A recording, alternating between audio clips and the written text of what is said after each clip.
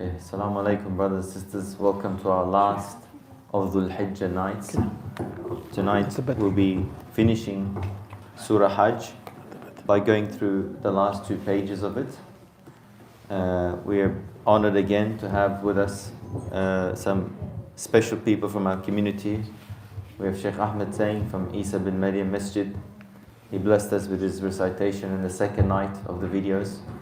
We also have Sheikh Yusuf Rios, who we've been doing the talking with, and also Imam Daniel from the mosque at Malv.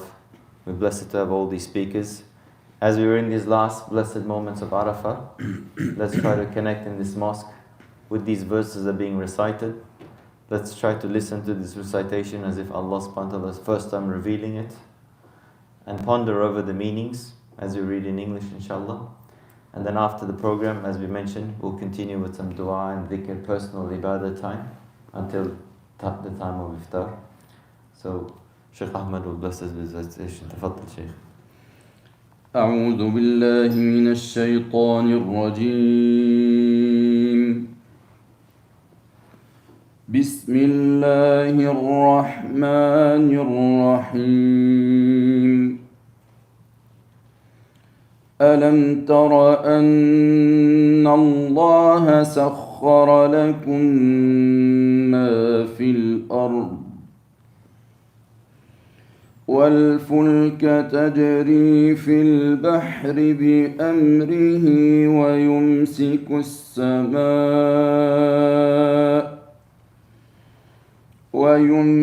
السماء أن تقع على الأرض إلا بإذنه إن الله بالناس لرؤوف رحيم. وهو الذي أحياكم ثم يميتكم ثم يحييكم إن الإنسان لكفور. لكل أمة جعلنا منسكا هم ناسكوه فلا ينازعنك في الأمر وادع إلى ربك إنك لعلى هدى مستقيم. وإن جادلوك فقل الله أعلم بما تعملون الله يحكم بينكم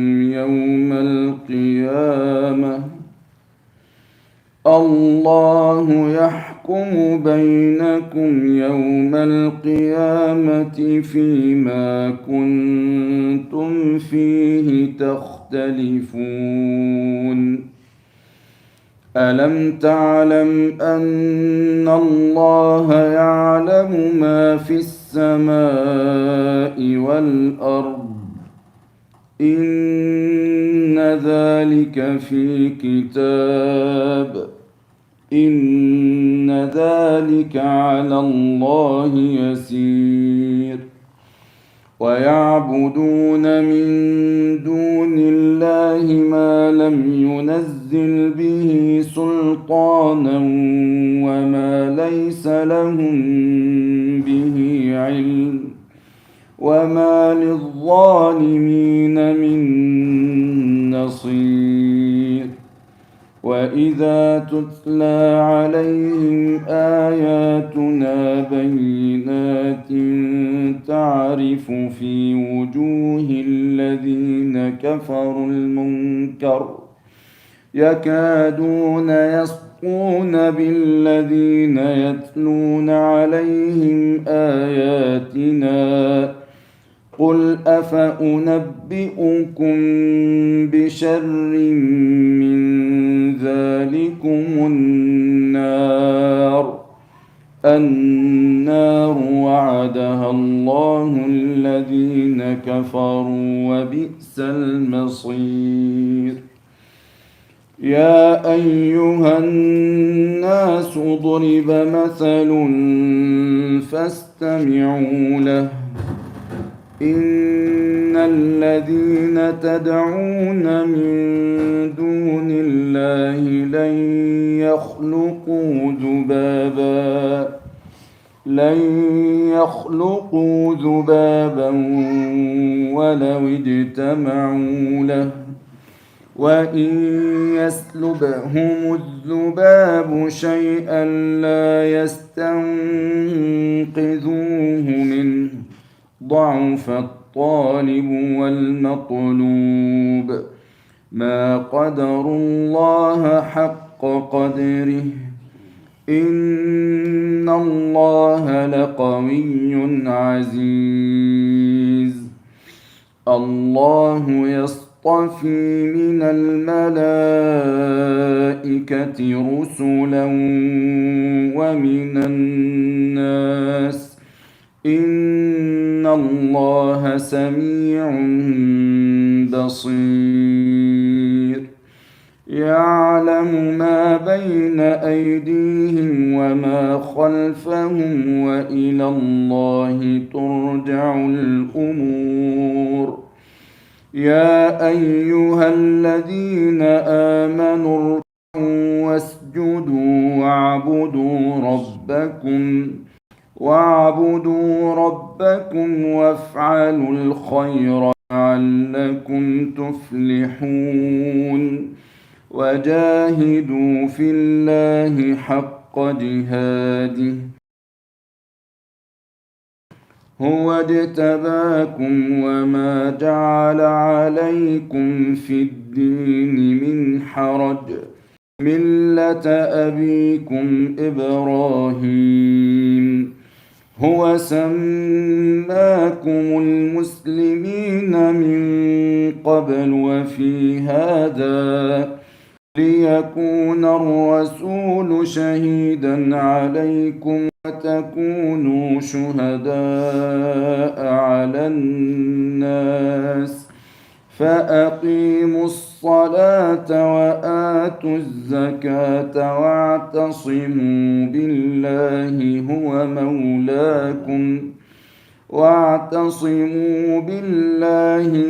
مولاكم فنعم المولى ونعم النصير صدق الله العظيم. Jazakumullah khairan, Sheikh Ahmad. That was a beautiful recitation. May Allah bless the souls of Sheikh Minshawi and Sheikh Husari. We were reminded of them. We had just a beautiful recitation of the 2 pages, so we'll begin. I'll read as we've been doing. I'll read verse by verse the translations, and then I invite our distinguished brothers and guests to share their reflections. We thank them coming on the night of Arafat, although their own mosques have activities, so it's much appreciated indeed. Bismillahir Rahmanir Rahim, verse number 65. Do you not consider that God, Allah, has made all that is on earth to be of service to you, and the ships that run upon the sea by His command? And He holds the heavens so that they may not fall upon the earth unless by His leave. Surely Allah is for humankind all pitying, all compassionate. La Ra'ufur Rahim, Shaykh Yusuf. Verse 66, it is He who has given you life, then He causes you to die, then He will bring you to life again. However, human beings are really ungrateful. Here it's another place in Surah Isra where it says the Zalum and Jahula for human beings. Here it says Innal insana lakafur. This, in the face of all these blessings of Allah subhanahu wa ta'ala, human beings are always not able to give the gracing, the thanks as it's deserved. And only just in the next page, Allah subhanahu wa ta'ala says, Ma qadarullah haqqa qadri.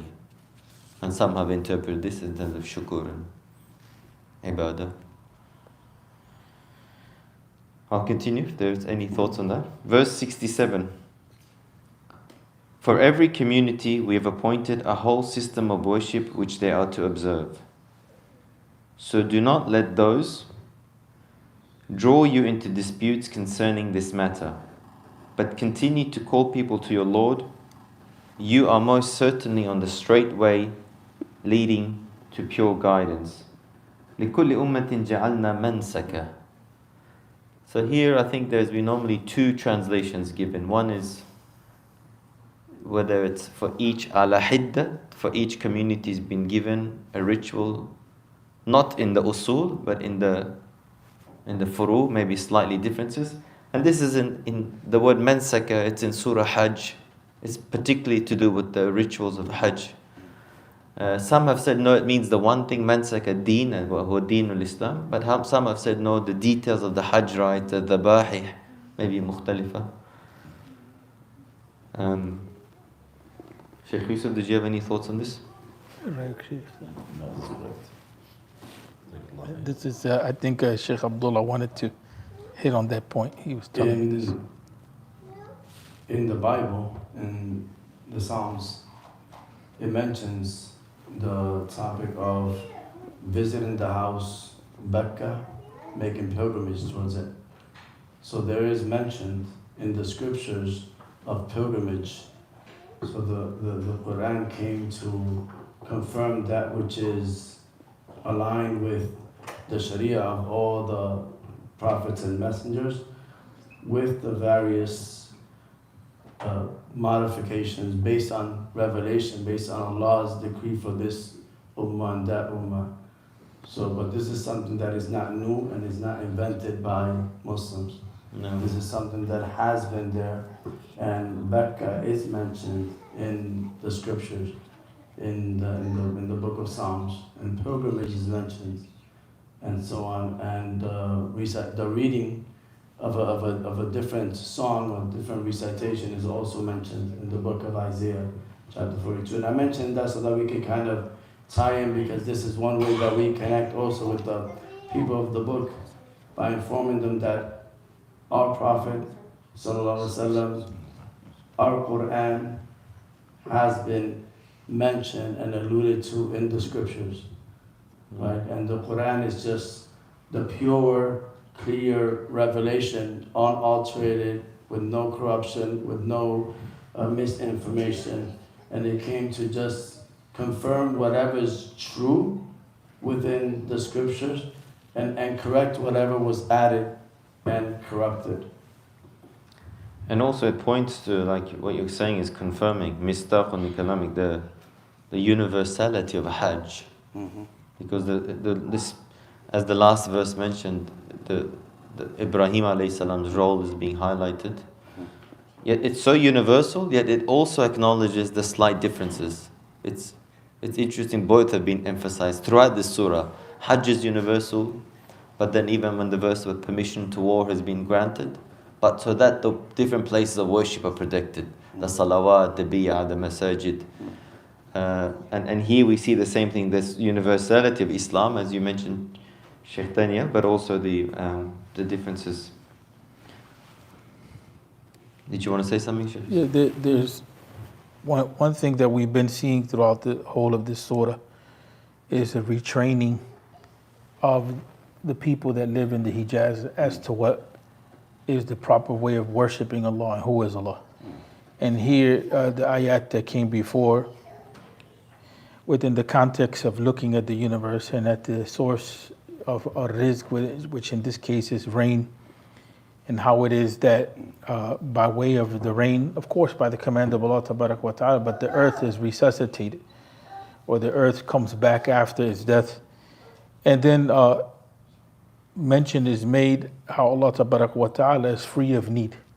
Indirectly, there's two teachings that are coming there. One is the idea of al-Ba'th, or the idea of resurrection being just as natural as everything that we see around us. Because some of us may not know, but there were some people, yunkirun al-Ba'th. They didn't believe in in life after death. There was some that belief was there. It was spread among some of the people. The other thing is that by talking about Allah Tabaraka wa Ta'ala not being in need of anything, Allah Tabaraka wa Ta'ala is clarifying the position of the idols which people were worshipping. So Ibrahim alayhi salatu wasalam, remember that he leaves his community and he comes into this region. But at that time period, and I mentioned this in another circle before, we have to imagine that the world was a mysterious, most beautiful place. Not like it is now. Now in the past you would see the stars and the clarity of the sky, and the earth was just probably just so magnificent, compared to now, we have polluted it. But people worshiped the things that were in the world, or they created things to worship. And so this surah is one of those surahs, along with others in the Quran, which is reshaping and reorganizing people's thinking. In this time period, idol worship was widespread. So this is one of the reasons why Ibrahim alayhi salatu wasalam had to leave his people. But on top of that, with the mention of the rite of Hajj, or the rites of Hajj, one thing that is important to understand is how we worship Allah is not something that we make it up. In this case, who Allah is, we can't just assume who Allah is to know that with clarity just by our intellect alone. We need revelation.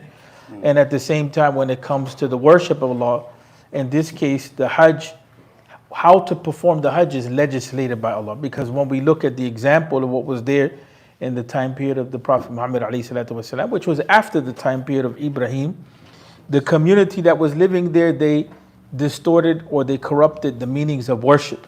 And they fell into making the Kaaba, which is a place of Tawheed, into a place, or markis shirk. It was a center of shirk at that time, or the worship of other than Allah, or the worship of idols. So those two things are connected, who Allah is and how to worship Allah. And the other thing is, we as Muslims, this is extremely important. And I'll make this point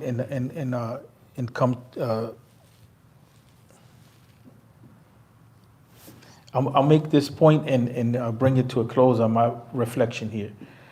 That our understanding of the universe is that everything in the universe is the creation of Allah Tabaraka wa Ta'ala, but also it points us to the oneness of Allah, who Allah is. That's extremely important, because when our children go to school and they learn science, there's no connection between that and Iman. So they begin to believe that these things that are in the creation, they have their own force and their own power. And then eventually, with the culture, they begin to think that they themselves have their own power over their lives, or they can create their own meaning for life. And this is the complete antithesis, or the opposite of what Islam is coming to bring. Islam is teaching us that the whole of the universe, Allah Tabaraka wa Ta'ala is Rabbul Alameen, is the creator and sustainer of everything that's in the universe. And at the same time, Allah Tabaraka wa Ta'ala, as we know, created us. But when we lose our meaning of life and our meaning of the universe, and that's where we're getting all of these crazy ideas that are coming. We don't have to take care of the earth. You understand what I'm saying? The earth comes into existence by itself. These are ideas that we don't believe as Muslims. The other thing, which is maybe more worse than that, is that my life has no meaning. And we're seeing this amongst a lot of the youth and even adults, and it's creating all kinds of problems because they begin to despair. And we know that at the end of the road of despair, it's people not wanting to continue to live. So here the Quran is reorienting our life totally and giving us a very meaningful existence. Everything should point to the reality of Tawheed and the existence of Allah, and even our own lives should be that reality. We should look at our own development and our own creation, and the fact that Allah takes us from the being in the womb of our mothers and makes us adults, and then we become old, as is in the beginning of Surah al-Hajj. All of that is a pointing to Allah as Rabb, and a pointing to the fact that we don't live in this world forever. But just like Allah Tabaraka wa Ta'ala brought us from non-existence into existence, right? We were not alive, and then we were in our mother's wombs, and then we come into life, then we die. Allah can bring us back to existence after death, just like He brought us into existence when we were not even mentioned. Right? And so Yes. with that, You know, pass on. last time when we discussed against the differences with the rituals of Hajj, or the differences in the details of the religion, Allah subhanahu wa ta'ala reminds us that He will judge on the Day of Judgment about these differences. It comes here again, verse number 68. If they argue with you, say only, Allah knows well what you are doing. Here in brackets it has, to me are accounted my deeds and to you your deeds. You are quit of all that I do and I am quit of all that you do. Close brackets. Verse 69. God will judge between you on the day of resurrection concerning what you used to defer on. And you clarified that for us a little bit because we have some young people. Yeah, I just found it English is a interesting little that every time Allah subhanahu wa ta'ala mentions some sort of differences that could lead to perhaps ikhtilaf, and it's talking about arguing, jidal, Allah subhanahu wa ta'ala reminds us that ultimately He is the one that will judge. Over here it says يَحْكُمُ بَيْنَكُمْ يَوْمَ الْقِيَامَةِ, but in other ayahs it says يَفْصِلُ بَيْنَكُمْ. He will give the decisive judgment. Sometimes a reminder to us that maybe we should be careful not to fall into the trap or not to fall into Allah subhanahu wa ta'ala's. That's His job, that's His role, that's His duty. He's the hakim, He'll be yahkum. For us sometimes we should just, if particularly on matters we don't know, just hold back and do what we've been commanded to do.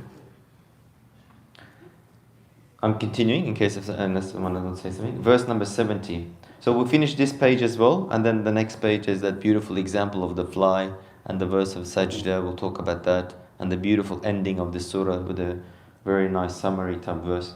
Verse 70 says, do you not know that surely God knows whatever there is in the heavens and on the earth? They are all recorded in a book.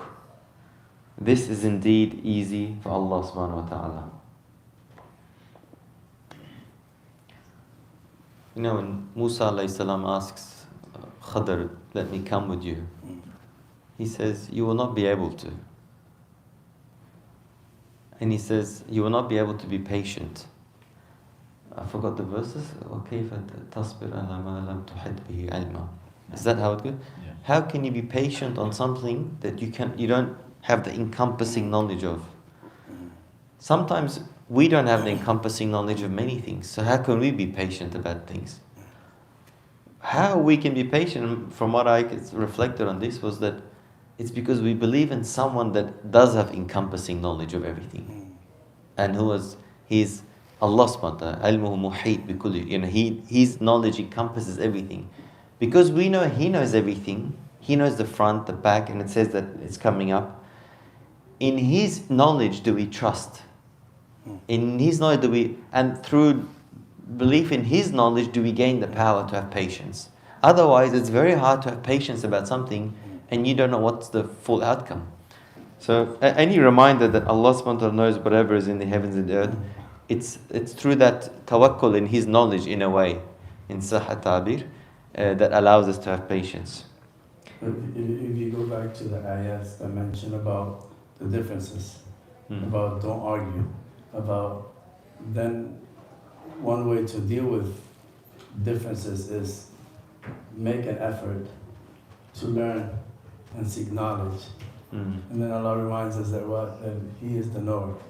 That's right, yeah. Right, so we have to make that effort and not just with the lack of knowledge, it breeds an easy path towards argumentation, towards cancellation, right? But if someone sees something different, instead of placing a judgment on that difference, one should inquire, what is that difference and what is the source of that difference? So therefore you increase your knowledge of one another and the practices, instead of canceling someone out because of your conclusions. No, your conclusions. Yeah. What we arrived at. And as we know, the more we learn, the more we realize that we don't know. Right? That Allah is al-Alim. And how do we ensure that Allah teaches us? What is one way to ensure that Allah teaches us? This was mentioned in the surah, is to worship. وَاتَّقُوا اللَّهَ وَيُعَلِّمُكُمُ اللَّهُ. Right? In Surah Al-Baqarah. Right? So have taqwa of Allah. Allah will always teach you. Right? Allah will always teach you. And therefore, taqwa is the fruit of worship. That's the maqsad. For us to develop taqwa. So this is just a brief reflection, sorry. Here, Dr. Ruqayya, in her reflection on this surah, Ruqayya al-Alwani, she brings up the point with regard to taqwa. In another space, she brings it up how this surah begins with taqwa and it ends basically with talking about struggling for the sake of Allah wa ta'ala as the fruit of taqwa. But taqwa, it has a number of different meanings. Of the meanings of taqwa is that we take a protection for ourselves. And some of the ulama, they say taqwa is to implement the deen. Sometimes they translate it as being aware of Allah wa ta'ala. Here we have to take a position as Muslims. We can be kind to each other over differences, whether Muslim or non-Muslim, but here the question has to be asked, is it possible to have taqwa in the understanding of the Quran without knowing who Allah is? Because the surah is definitely a surah that's establishing Tawheed. It's establishing the oneness of Allah wa ta'ala. So other faith communities, we respect them. And yes, we have this understanding that, Allah wa ta'ala is the Hakim. وَيَفْصِلْ بَيْنَهُمْ يَوْمَ الْقِيَامَةِ. He differentiate between them. But our obligation too as a Muslim community is to be clear on who Allah is and to share that with other people. In this case, the issue of the responsibility of educating people on the deen or educating people in the way of prophethood comes with that, with sharing who Allah is. But here, the question becomes, can we have taqwa if we don't know who Allah is? It's a question. Is it possible to have taqwa? Is it possible to really, to fear Allah, to love Allah, to uphold the commands of Allah, and we don't know who Allah is? Something comes to my mind. It's narrated as a hadith, but I'm not sure of its authenticity. من يزد علما ولم يزد قربا لم يزد من الله إلا بعدا. قول Imam al-Ghazali. Okay, sorry, then I take that back. It could be an. Yeah, but I won't say as a hadith, but what you're saying is like when you said that if knowledge is not accompanied by that, it only results into. I can mention with you some ayahs that Rasulullah he ordered Rasulullah he said فَعَلَمْ أَنَّهُ لَا إِلَهَ إِلَّا اللَّهُ. إن الله سيد واستغفر لذنبك وللمؤمنين والمؤمنات والله يعلم متقلبكم ومثواكم. So that's order from Allah Azza wa to Rasulullah to learn, to study who's Allah subhanahu wa ta'ala. Because that's a key. If you know who's Allah, you will worship Allah subhanahu wa ta'ala correctly. And there the connection فَعَلَمْ أَنَّهُ لَا إله إلا الله. The connection knowledge. And this is something, the issue of La ilaha illallah. The issue of La ilaha illallah. It's amazing because I used to be a Christian. So I used to be a Catholic and I grew up in a Catholic family and Protestant family. Most of the practice that I had when I was young was Catholic, but my father's side was Protestant. And we know that within the Catholic community, they have images and statues and so on and so forth. And some will tell you we don't worship these things, they're just a reminder. And that was always the debate that came from the Protestant side. Well, you guys don't have the correct Tawheed, so to speak, right? But then when I look back, of the 10 commandments, it has something like this. That, that there's no God except one God and there should be no idol worship. In the 10 commandments, this is early in the Bible, you find this. And then you find something like a shahada. And even up to now, the Jewish community, they say, "Hear ye, O Israel, the Lord your God is one." Right? And so when we talk about the issue of La ilaha illallah, right, and the meaning of La ilaha illallah, and how it is that Allah is telling us over and over again in the Quran in different ways to understand. Here we just got an understanding that Allah is the creator and the sustainer, and Allah is asking us, like right now we just had rain outside. How many of us think about that reality?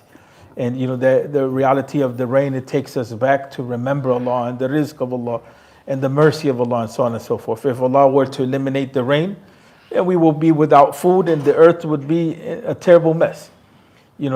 But the reality of La ilaha illallah, is something that we have to be proud of that. We have to be proud of this because this is the point of debate that we have with other communities. At times, this is the point of debate that we have this debate with the scientists. When the scientists are telling us that the universe just comes into existence by itself, we say, no, La ilaha illallah, it's impossible for the universe to come into existence by itself. When you have some people that they say that God is a human being, we say, no, La ilaha illallah, God is not a human being, right? When we have some people, they go to, for instance, it's become more and more popular.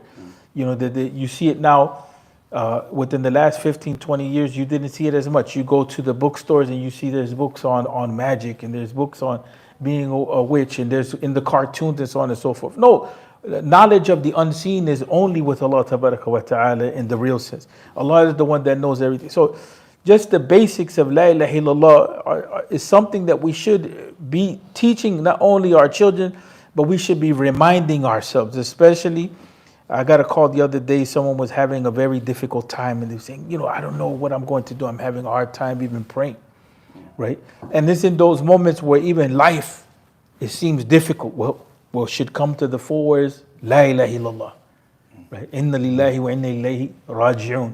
When we keep reminding ourselves of that, then we get a sense of relief that ultimately, even though life is full of hardship, what's the opposite?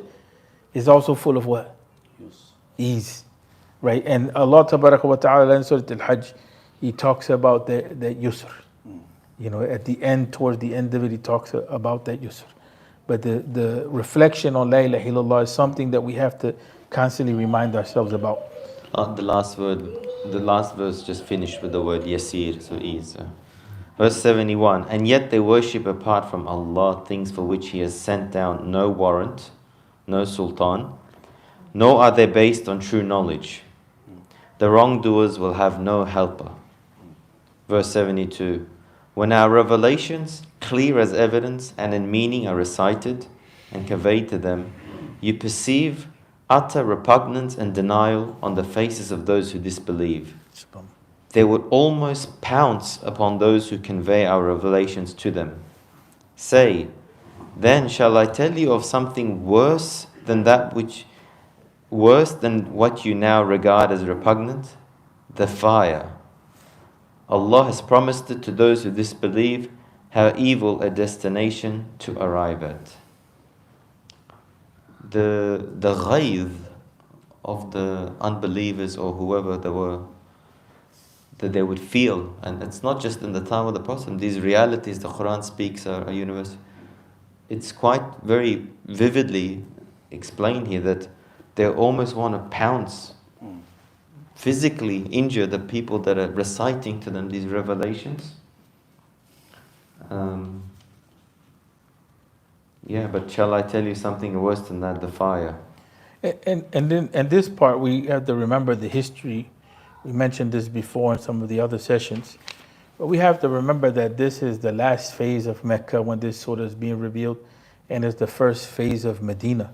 Quraysh is not too pleased that their way of life is being overturned. And they are very adamant at trying to extinguish the light of Tawheed, because they want to maintain the way things are, whether it's in the Kaaba or whether forcing the people to follow the ways of their, like they say, of their fathers and so on and so forth. So here, the example of the disbelievers, it's hostile. It's very hostile because Quraysh is being very hostile. We can't forget that the believers were forced out of their lands. They were forced to make hijrah. They were put under torture. They were boycotted. They went through a lot of suffering, in this point. So the Quran is hostility shown here, even when they're listening to it. I'll continue. If anyone wants to say anything, please go ahead. So the next page, verse number 73. This is a very interesting example. O humankind, a parable is struck, so pay heed to it. Those whom apart from Allah you deify and invoke will never be able to create even a fly, even if all of them were to come together to do so. And if a fly snatches away anything from them, they cannot recover that from it. Powerless indeed is the seeker, and so is the sought. We named this YouTube link Pursuer and the Pursued are weak.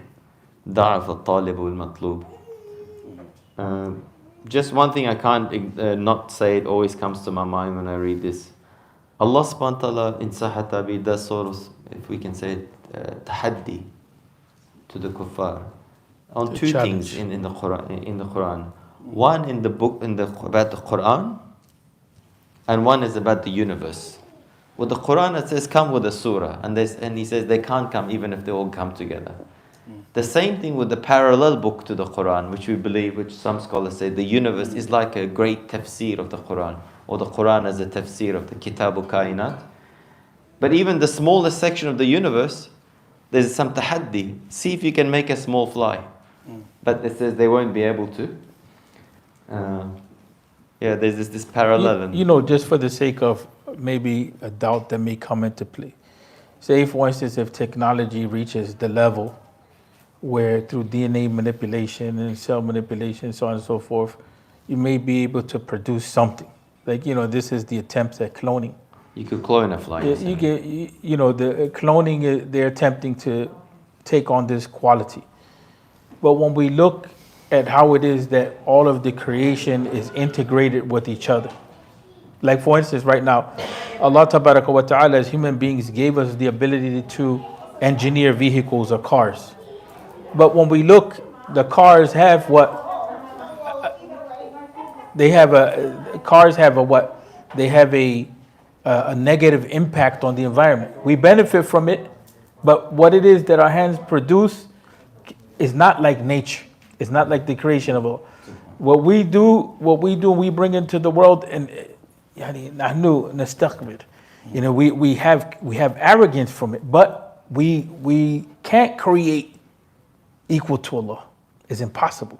So even you find these attempts that are made, like the mad scientists, you find that it still has a negative impact. So that if at some point in time, some people will say, well, look, we can clone, or we can, you know, do the DNA manipulation or whatever it is, and we can bring cloning that's copy and paste. Yes. They're plagiarizing. Yes, it's not from scratch. Zero. Yes. It's not from scratch. Shaykh Ahmed, did you want to say something? No. You're checking all the tafsirs, so. I'm trying for you. Okay, verse number 74. Why don't you talk about the weak and the pursuer of pursuit? I mean, I think that the concluding part of that verse is, yes, it summarizes the verse, that if you look at the tafsirs, is it the sanam or the fly, or the abid or the ma'bud? Yes. Regardless of which example, the summary is sort of more expansive. It applies to many things in life. You should clarify for us, because some of us are not clear on what it means. Well, I need clarification myself. Maybe Imam Daniel can help. But one thing that comes to my mind is, you know, this world is fani. It's, you know, we're all dying. We should really ask ourselves, what's my ultimate goal? If I'm working for religion, is it something that's permanent? Is it al-qawi, al-mateen, something, or is it something else? Sometimes even in the name of Islamic revival, we seek worldly things. We don't seek real, because the Jannah seems too far away. We always want followers. Worldly achievements. Oh, sorry? Worldly achievements. Sometimes these are done, but we should ask ourselves everything, you know. وَيَبْقَى وَجْهُ رَبِّكَ ذُو, you know, Allah's, anything that's done for His name and His sake is what lasts. But it goes back to what we were discussing about knowing Allah subhanahu wa ta'ala. The more you know Allah, the more you know how limited we are. Yeah. Right? Sometimes when we don't know Allah and we think with the God-given aql, right, that Allah gave us, we think that we can come up with answers and solutions. Like one time I was being interviewed, and the interviewer was a Muslim, and he said, how can you prove can you prove the Quran through science? Can you prove the Quran through science? And I said, you can prove science with the Quran. Because Allah is al-Alim. Science is what has been discovered. Allah put it there. Allah knows that these things are going to be there. Right? Whether they're discovered 1,000 years ago or 100 years ago or very recent, Allah subhanahu wa ta'ala is al-Alim. And when we know that His knowledge is all-encompassing,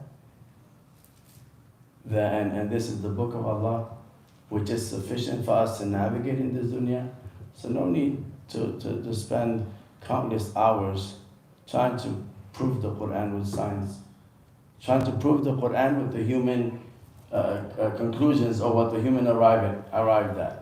Yeah, We have to have that respect and that certainty in Allah and in the Quran. Yeah. Like, it has to be without doubt. ذَلِكَ الْكِتَابُ لَا رَيْبَ فِيهِ. There's a book in which there is no doubt.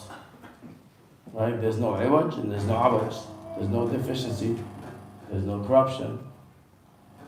So that's the fact that you can study the world means that Allah has put rules and laws for it to be studied. Imam Ibn al-Qayyim, Kitab al-Fawaid, one of the chapters, he says, قراءة الكتاب المنظور وقراءة الكتاب المكتوب.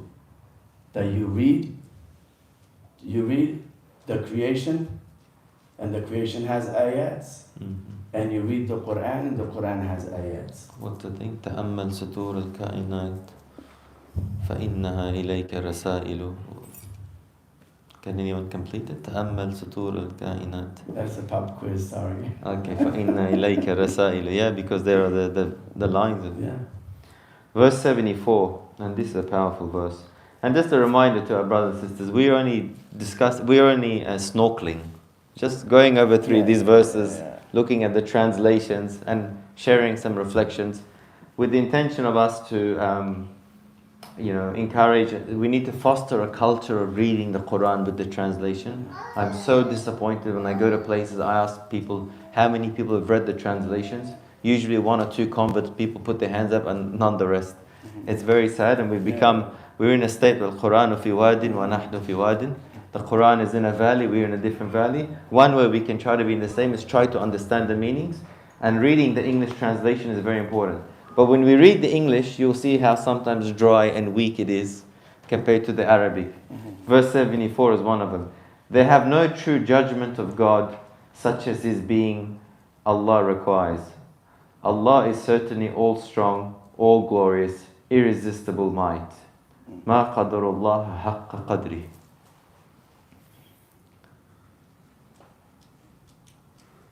Our Prophet, after he forgave the people, Antum tulaqa idhabu. They said, what was the conditions of the bay'ah? It's ittaqullah mastata'tum. There was always the condition of mastata'tum. But over here, we've never. Anyway, that's a separate concept I didn't want to bring in here. But we really perhaps can never really make true judgment of Allah subhanahu wa ta'ala. I don't know if the word judgment is appropriate here or. Here's Adam.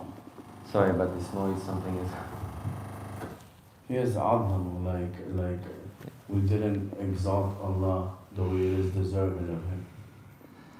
We didn't acknowledge Allah's position. And then in the context here, it's talking about those who worship idols or those who pursue other than Allah tabaraka wa ta'ala. And so then the challenge is, like you mentioned, that the hadith is there indirectly to them, but for us to reflect upon their example. Can they even create a fly? Do they have that strength? So why would you heed them? Why would you heed, their lifestyle or who they say Allah is, or who they worship in this case? And Allah tabaraka wa ta'ala, this reflection that's here, was saying that this is given to the arrogant, because the one who worships other than Allah has an arrogance in the sense that they don't want to humble themselves to Allah, the one who is the creator, the all-knowing, and so on and so forth. So then at the end, the surah is talking about, the ayat, is talking about how weak these things are. in comparison to Allah. And then it ends with Inna Allah laqawiyyun aziz. Right, that Allah tabaraka wa ta'ala is all powerful and mighty. Right? In contrast to da'af. In contrast to the weakness that is there in the creation, so that if any of us, if we are in need, and we need a favor of someone or we need support, we're going to try to find the expert, whether it's medical attention or whether it's to educate our children or whether it is to, build a building. We're going to look for someone with the expertise and so on and so forth. And here it's the case. Why would we call upon those who can't even help themselves to ask for aid?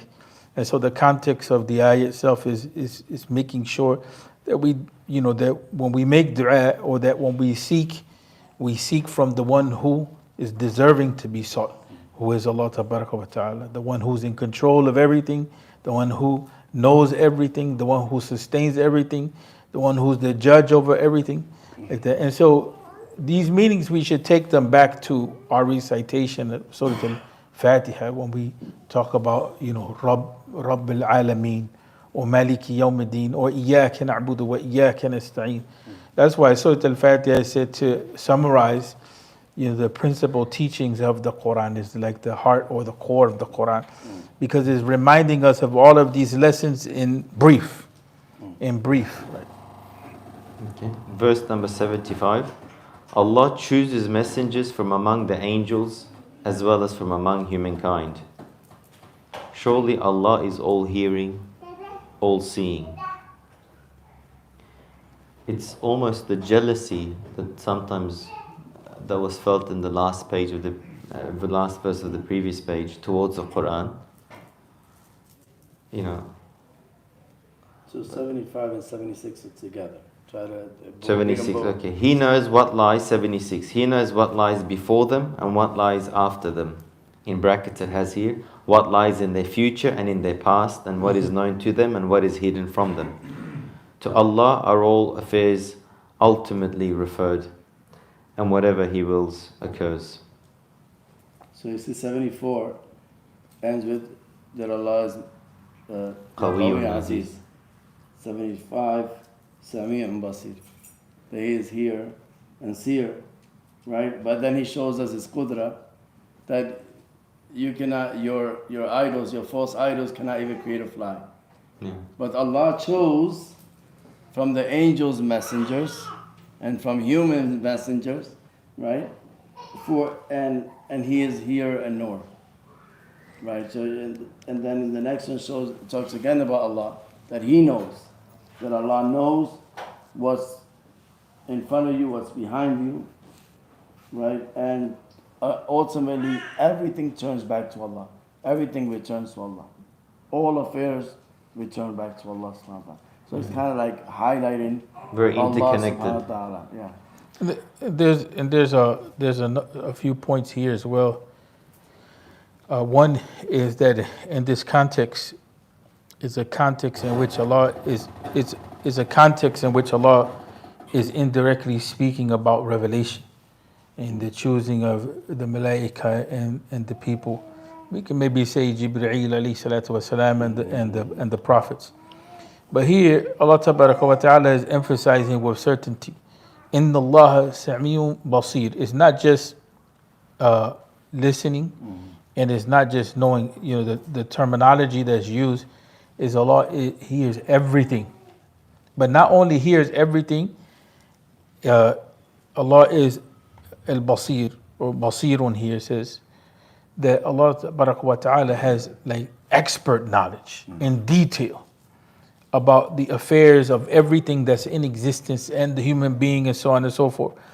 And if you think about it, the ayat that came before are ayat in which human beings are showing their weakness and showing the ignorance, in that they're confusing the creation for having the qualities that only belong to the Creator, right? They're confusing the creation for having the qualities that only belong to the Creator.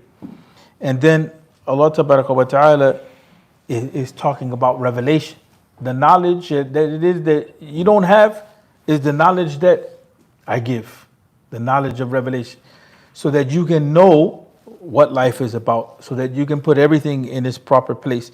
And then Allah wa ta'ala reminds us that all of the affairs come back to him. I mentioned this already, but we always say that term, inna lillahi wa inna ilayhi raji'un. It has become customary for us to use this term when? We mostly use it at the time when a person dies. But in the context of the Quran, this is a term that we should also use when in the time of ibtila, in the time of hardship. It reminds us of the reality, of life itself. But here, it's وَإِلَى اللَّهِ تُرْجِعُ الْأُمُورِ, is reminding us that Allah Tabaraka wa Ta'ala is the one that is in charge of all of affairs, right? Of all of affairs. Okay, I'll continue. Just with the interest of time, we'll also try to wrap it up soon, inshallah. Verse 77, O you who believe, bow down and prostrate yourselves, and fulfill all your other duties of worship to your Lord, and do all good so that you may prosper. One scholar said that, we have to emulate Allah subhanahu wa ta'ala's characteristics and sifat and asma to the best of our ability, right? Takhalluq bi akhlaqillah. But which ones in particular? It's usually the sifat that to do with jamal. Those ones, Allah's compassionate, forgiving. We have to try to imitate that because the Prophet ﷺ did that. But when it comes to his sifat of qawiyyun aziz, then we can't imitate that. In fact, when we imitate it, it's usually in the wrong context and there's very bad consequence. It's when Pharaoh did takabbur and he said, Ana rabbukum al-a'la. So this scholar said, when we read Allah's names like Qawi and Aziz, or when we witness those names, our response to that is not emulating, is to fall down in prostration, is to do ta'abbud. And so straight after these jalali attributes of Allah subhanahu wa ta'ala, the verse comes to bow down, to do sajda. Now obviously there's a hadith that's been narrated that this Surah Hajj has been fuddilat bi sajdatain. Although there are some khilaf, as we know, between our scholars. For the Ahnaf brothers, there is no sajda required here. But there's no problem if they do it. But they interpret this sajda because the wasjudu means to salat. So anything that commands for salat is not sajda to tilawa. But if it's anything like lil khudu', for humbleness, if there's a command, it means to do sajda tilawa. I remember I was in Turkey once, and the imam after the prayer, he recites like 10 verses, or they call it ashir. And it was in a mosque in Umrania. And the imam of all the verses chose this verse. And he did it once, and he did it again, different qiraat styles. I didn't realize that this wasn't a sajda verse according to them. I'm like, why is he reciting one sajda verse again and again? But then I realized that Ahnaf don't make sajda on it. Shaykh Ahmed? Yes, correct. What's your... Yes, in this ayah we have sujood in general. Majority of madhahib have sujood in this ayah. And subhanAllah, some scholars say that sujood in Quran, that it doesn't say mandatory, but that's mustahab. If you recite any ayah have a sujood, make a sujood direct in salah or outside salah. Yeah. So that's in general. Yeah. And the beautiful about that thing is that it shows that our reading of the Quran is very dynamic. It's not a normal book. Sometimes you read something, you should raise your hands, make dua. Sometimes you read something, you should put the Quran, do sajda. No. So we need to have a very interactive relationship with the Quran. Yes. When Rasulullah one day he recites around the Kaaba, and some disbelievers around Rasulullah he recites Surah al-Najm, last ayat have a sujood. And when he recite louder sallallahu alayhi wasallam this ayah, he directly go to make sujood, and his Sahaba sallallahu alayhi wasallam too make sujood with him. In this case, all disbelievers around Rasulullah they go to make sujood with him. Because they doesn't have any control in themselves to stop doesn't make sujood. Yeah. That's an affecting of Quran with sujood, subhanallah, because sujood have idlal, inkisar. That's Allah is Aziz, Allah is Qawi, Allah is Azim. So everyone when he listens this ayah from Rasulullah, heard this make sujood with Rasul. And some ahadith mentioned that believers made sujood with Rasulullah. Disbeliever made sujood with Rasulullah, and the jinn too made sujood with Rasulullah. And who? The jinn. Jinn. Subhanallah. So in this ayah is after mentioning the greatness of Allah, right? Now Allah is addressing those who believe in Allah subhanahu wa ta'ala, right? And what is, so here you have fi'l al-amr, a command verb. And fi'l al-amr yufidu al-wujub, right? Even though we're not talking about sajid al-tilawa, we're talking about in general, Allah commanded us, Ya ayyuha alladhina amanu irka'u, make sujood, right? Make ruku', right? And wasjudu, and make sujood. And then generally, wa'budu, and worship. Wa'budu rabbakum, waf'alu al-khayra, la'allakum tuflihun. And worship your Lord. What is the main objective of the creation of the human being? وَمَا خَلَقْتُ الْإِنسَ وَالْجِنَّ إِلَّا لِيَعْبُدُونَ. Right, so worshiping Allah is a means of success. Worshiping Allah is a means of success. So here we're reminded that also we have to give the proper honor to the ruku'. Allah's mentioned it in the Quran. That means it's not just a step that I gotta move on. And sometimes we go super quick and we don't give the proper honor to the positions in the salah. So we need to have some kind of ease in the process, because Allah is not in need of us completing the salah. Right? We are seeking from Allah al-qabul. We're seeking this acceptance. So we have to elevate what we are presenting to Allah, how we present ourselves to Allah. Our ruku', like one of our scholars said, is, when you make a ruku', think that is the last ruku' that you will make to Allah. How would you present it to Him? When you stand, when you sit in a halaqah, think that this is your last time that you will listen to a dars. This is the last time that you have a chance to listen to a dars. Are you going to listen with attentiveness, with the intention to become better, hoping that Allah accepts? Like, we have to be realistic. Like, death is a reality. Many of us know. The hospital is across the road. It's not that far from us. We have many reminders. So we should try to see what leads us to success as Allah determined. To worship Allah, to pray to Allah, to be connected with Allah subhanahu wa ta'ala, and to do good.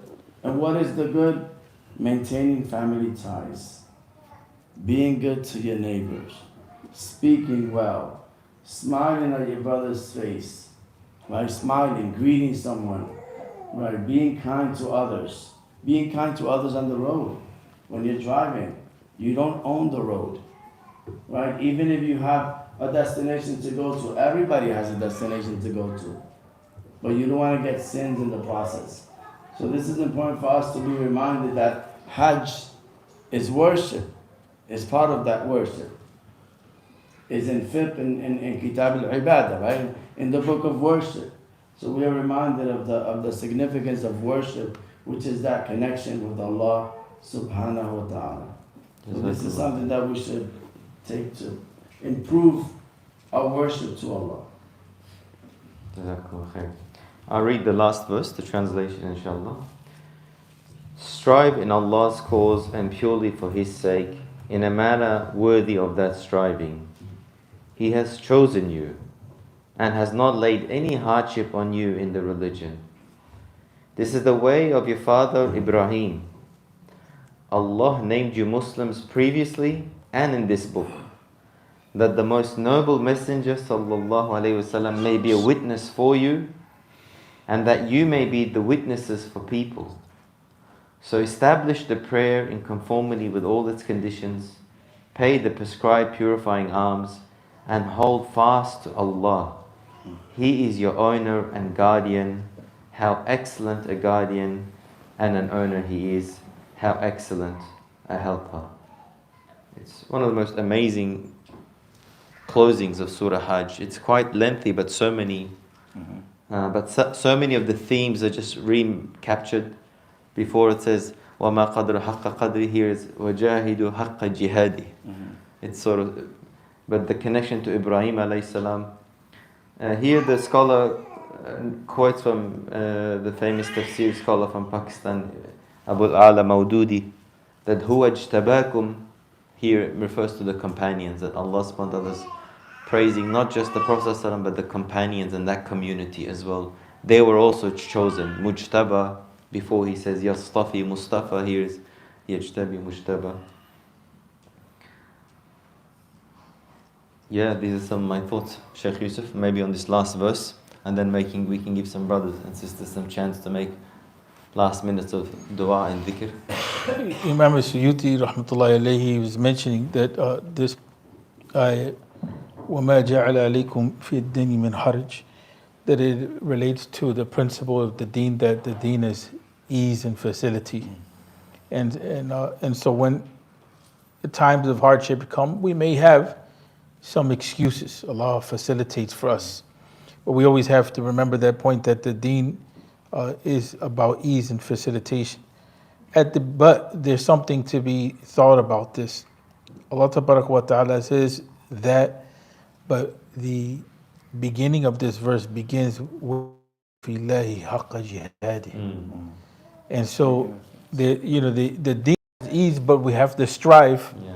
At times, just like Ramadan is the best example of this. In the beginning of Ramadan, or even in these fasts these days, it's different. But then after some time, the ease kicks in, right? And so we have to really learn what real ease is. Is ease or facility just following our desires, or is ease really struggling with ourselves and taking the benefit of what that struggle means? You know, we have to think with the scale of the Quran in that sense, because if ease means just doing whatever, whatever pleasure in the dunya, whatever we want to do, then at the end we find that it means our destruction. But the ease that Allah Ta'ala is calling us to is a result of struggling for Allah. Yeah, right? That's very important to quote the whole verse. Another one of the verses that are very popular amongst Muslims, وَلَا تَنْسَ نَصِيبَكَ مِنَ الدُّنْيَا. We love to recite that bit. Don't forget your portion of the world, But we don't remember the beginning of the verse. How does it go? وَابْتَغِ دَارَ الْآخِرَةِ. I can't quote the verse. We have hafaz amongst us. But seek the akhirah and give all that you can. وَلَا تَنْسَنَا. So this is what very important. جَاهِدُ حَقَّ جِهَادِهِ. وَلَا تَنْسَ نَصِيبَكَ مِنَ الدُّنْيَا. And also the hardship they mentioned, it's said in the context, it just said Ibrahim alayhi salam, and we know this surah is called Surah Hajj. In the context of Hajj, and it's difficult sometimes. Right now, the Hujjaj, may Allah accept them, make it easy for them there in Muzdalifah, perhaps starting to make their way towards the Rami for the first one, inshallah. Amongst those difficulties, there's no haraj in the deen. And the stories too. The story of Zamzam, there was difficulty for Hajj. The story of building the Kaaba. All these stories, the story of having to sacrifice his son, right? Or in order to sacrifice his son. So there is sacrifice. So this struggle is with our tongue, with our wealth, with ourselves. So it's not just one definition. It's a holistic approach. And when it says that He selected you, He chose you, that He chose you to carry this risala, this message, this deen, to share this deen, to share with others. We have no prophets now. We are responsible to carry this message, to study it and share it. So we ask ourselves, how much have we shared? I guess I was a few minutes, and I didn't do much. It was just, a lot of people are coming to Islam by themselves. We're not doing a lot of work. They're coming. Alhamdulillah, we have masajid, so they walk in. Yeah. It's not that we're doing a lot of work. They're coming by themselves. So I come for Salat al-Asr in Mouth, and there was a brother sitting there, and I noticed that he wasn't from the community, so I greeted him, and asked him, how long have you been studying Islam? 2 weeks. SubhanAllah. He said, and I accepted the message to myself, but I never announced it. So I was dealing with that, the Shahada, and giving him the new Muslim package, download the app so that you can have the prayer times, here's the book, this is the WhatsApp group, this is all the support that you need, right, to help you grow in the process. So that takes time. I was going to make Tahiyat al-Masjid, and I know he hasn't prayed, he wants to pray with us. So I could just come join me and just, what should I say? So just focus on the form. I'll pray, you focus on the form, follow with me. You know, just that experience, that takes time. But someone is coming to our door, and we have to be ready to present to him or her the deen, so that then they can also become leaders in the future. We're not going to live forever. Our youth have to learn to take responsibility of the masajid, so they can continue this effort. But this comes with a struggle, and Allah chose us, and Allah reminds us again that Allah chose us to carry this risala, and then that we were named Muslim, right, in the time of Ibrahim alayhi salam. Jazakallah khair. That was a beautiful ending. At the beginning of the top of the page, Da'af al-Talib wal-Matlub. It's weak what they seek.